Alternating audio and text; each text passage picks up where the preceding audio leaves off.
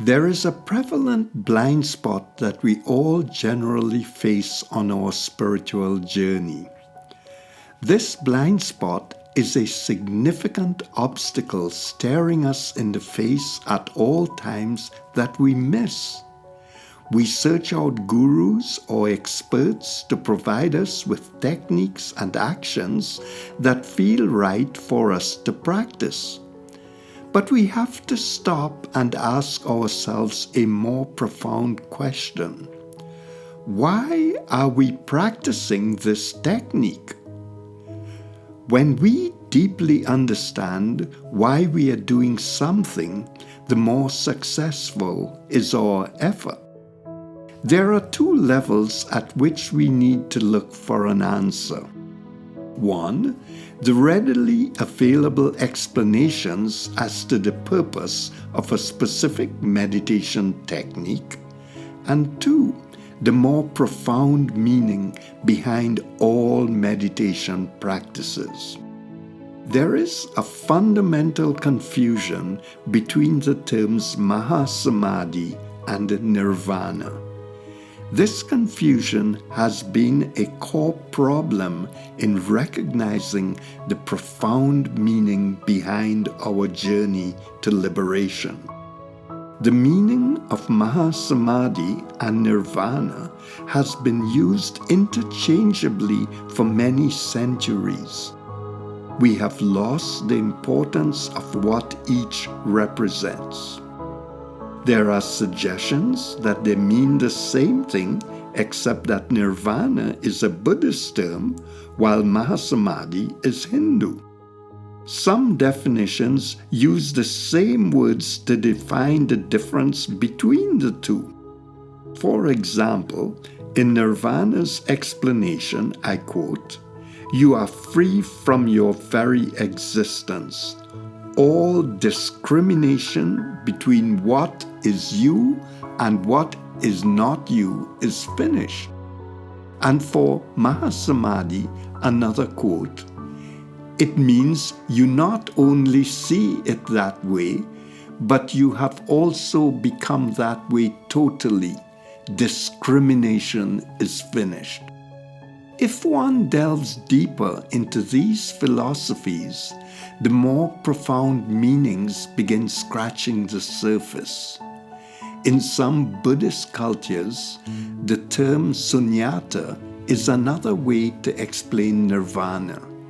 It describes the realization of emptiness or nothingness, while other states of completion refer to being one with everything. You become one with the divine.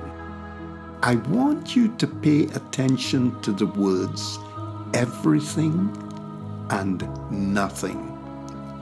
The consciousness we live in depends on duality. We have night and day, good and evil. This duality is necessary for our minds to accept reality. Many saints live in this type of world. They realize the duality of them being an individual while they experience themselves as part of everything. In other words, they live in this world but are not attached to the pain and suffering that is part of our individual lives. We recognize duality for us, but do we realize that what exists as duality can also exist as duality in the divine? We assume that divine consciousness is perfect and fully manifested. Maybe it is at a level beyond human comprehension, but we need to stop and think. For example, we now have a new COVID-19 virus that has never existed before. From where did it manifest? There is a duality in the divine which Nirvana and Mahasamadhi have been attempting to describe. Let us put it in simple terms. one part of the divine consists of everything it has manifested. We call this the everything. Another aspect of the divine is yet to express itself.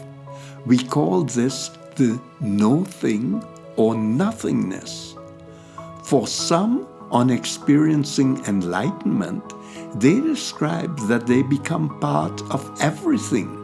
There is no separateness from all that has manifested. While for others, they become part of the no thing or nothingness.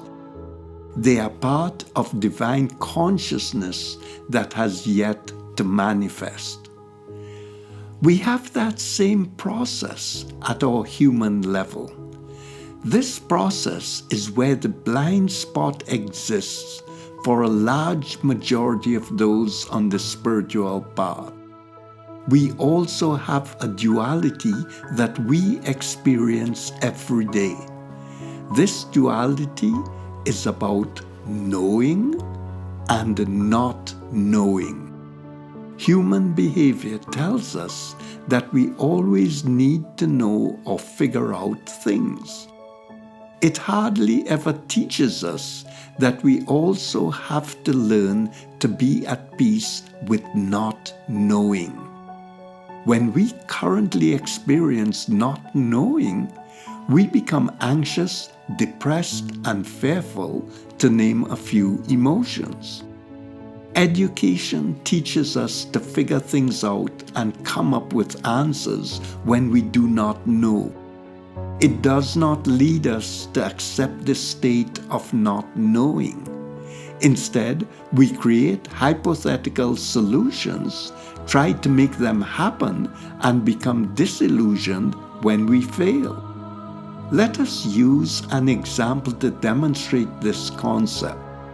Suppose you have a niece that you know absolutely will become a world-famous soccer player. You observe your niece who does not know this truth. She gets disappointed when her coach sits her out of a game. She feels that an injury will create a loss of her career.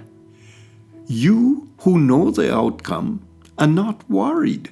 You can observe the process taking place. On the other hand, she, in not knowing this outcome, becomes anxious, fearful, and hopeless. She becomes obsessed with seeking solutions. Accepting the experience of not knowing allows us to learn to surrender, have faith, get out of judgment of ourselves and others. After all, is that not the profound understanding we are trying to achieve in our meditation practices?